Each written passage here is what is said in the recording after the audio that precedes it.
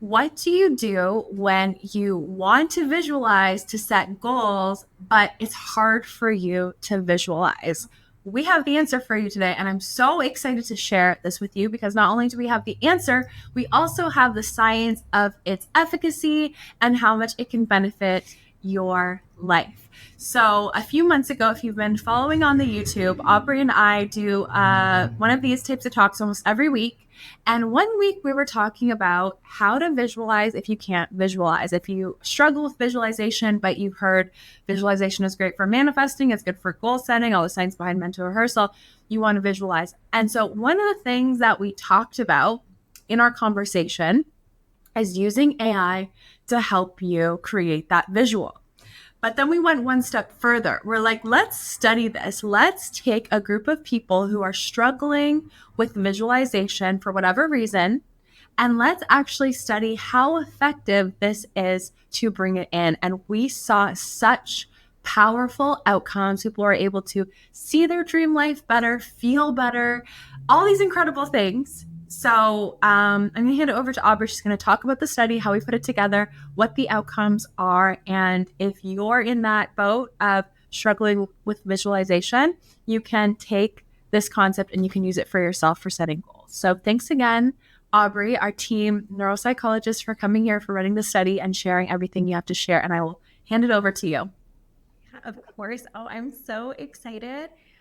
So as Reese said, there's a cool video where we do give some general tips that I think are super helpful about what to do if you feel like a block when it comes to visualizing in general. So visualizing a goal, picturing a memory, right? Picturing like a scenario that you really would love to wake up to one day. So definitely check out that video. But today we want to focus on that follow-up. So Reese and I were so excited, and we'd been hearing so much chatter from the community about, okay, this is really important to us. I would love to like know a little bit more. And we decided in the vision of making things as inclusive as possible, we should take one of these tips and actually study it a little bit more deeply. And one of those tips was to consider using generative AI. So that's the kind of AI or artificial intelligence where you can provide the AI with some information and then it'll create something for you. So in this case, we looked at actually creating images of a goal or like our dream life, our dream scenario, a dream image essentially. And so what we did was we reached out to the community and found 14 people who shared that they all have troubles visualizing something, specifically visualizing a goal. So they didn't even know what their yes was. If you were to say, like, what's your yes in life, right? They just had troubles kind of conjuring the idea and definitely conjuring the imagery. We had them come in and we did some assessments with them like we always do. So we do some standard assessments on emotional well-being and other factors so we can get a sense of objectively how things have shifted. But what we were really interested in was their take on how the imagery shifted for them when they started using AI to assist their goal setting. So we gave them a prompt to kind of journal on and then feed to whatever AI they felt comfortable with. So for some people, it was ChatGPT. Some people it was actually Instagram. That was very popular with the Meta AI chat feature. Some people use Dolly as well. And so there are different AI formats, I guess, that they felt comfortable with and decided to take this prompt and tell the AI a little bit about themselves. And then we had everyone after like the AI kind of knew what their goals were, their fears were, their blocks were, their perceived blocks, right? And just a little bit of information about themselves. We had the participant feed the AI a prompt about something along the lines of visualizing their dream life. So if I were to tell you all this information, you know all this about me, can you show me a day in my dream life? So something along those lines.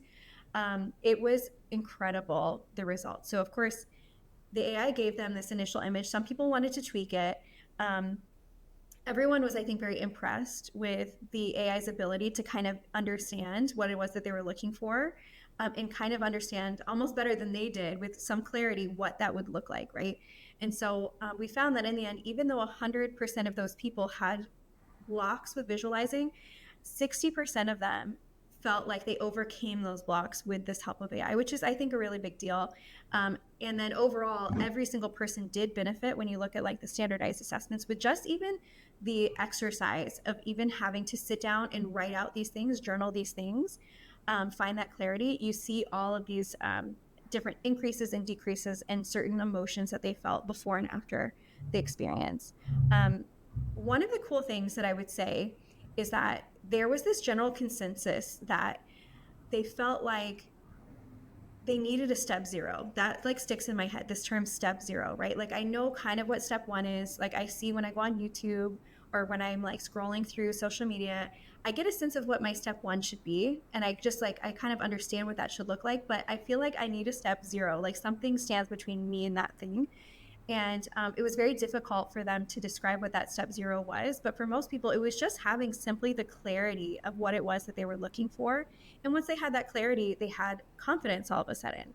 They had direction all of a sudden. They had an awareness all of a sudden. And all of these things came together, I think, to really help them see those boosts in their emotional scores and try to get a sense of what it was their goal actually looked like. So I thought it was pretty cool to see them kind of overcome that and give them this step zero that they needed. Um, and I think it's kind of neat because we can use this in an inclusive way, right? So with ourselves, we can use this anytime. Like feel free to use your chat GPT, all these tools that are available to you for free right now. I think it's incredible that it's available. But also if you're a coach, I think it's really interesting to be able to say, you know, hey, I have something that would be able to support you and kind of remove yourself from that process. Because a lot of the people in the study did tell us that part of why they think that they were able to express this was because the AI was kind of non-judgmental, and it kind of removed that element of having someone like witness what their goal is. And in a way, if you're a really, really great coach, I think it really helps to be able to give that space and have the confidence that you have all these tools to support your client in reaching those goals based on what's inside of them, right? If that makes sense. And so a lot of these participants, in other words, felt like they wouldn't have been able to share this with their coach. It was something that they really needed some like very impartial AI to help them kind of conjure up. And once they had that, they were able to go ahead and say, you know what, I would love to, I'm like so excited to hop off this like call and start coaching myself or start working with my coach on this because now I know exactly what it is that I want. So I think that that was so cool to find that step zero. And there's so much I think that can come from this new wave of free AI tools that are available to us. So I thought it was super, super neat. I love that. And, you're making me think. I hear a lot of people say, like, I don't know exactly what it is that I want, but I wonder even if you were to type into ChatGPT, this is what I don't want. It can help you kind of get a little clearer on what it is that you do want. I would love a little bit of clarity because you were saying people knew what their step one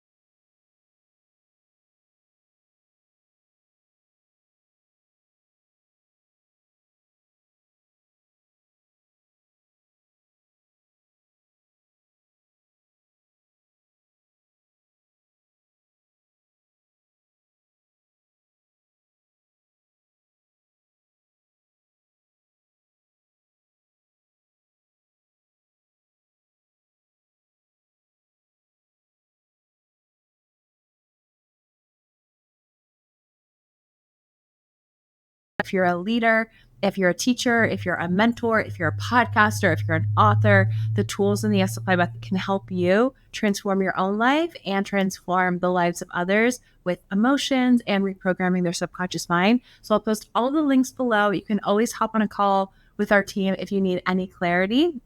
And thank you again, Aubrey, for doing all the research, doing all these incredible studies, and sharing the time with us today. Thank you.